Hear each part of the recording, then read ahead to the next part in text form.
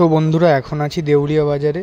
আজ গণেশ চতুর্দশী উপলক্ষে দেউলিয়া বাজার ব্যবসায়ী কমিটির উপলক্ষে প্রত্যেক বছরের মতো আয়োজিত হয়েছে গণেশ পুজো। তো চলো গাইস, সেটাই তোমাদের কাছে দেখাবো।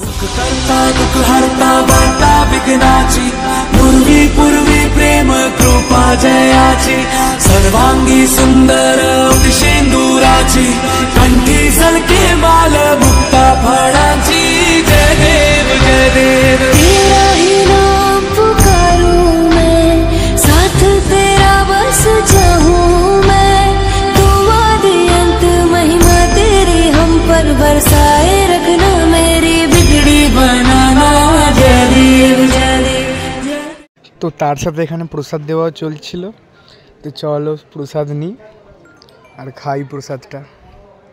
प्रचुर भीड़ गाइस, दाঁড়ানোই যাচ্ছে না, শুধু ধাক্কা ধাক্কি।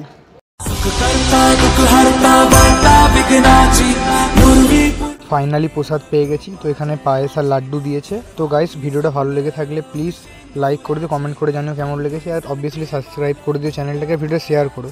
তো দেখা হচ্ছে পরবর্তী ভিডিওতে, ততক্ষণ টাটা।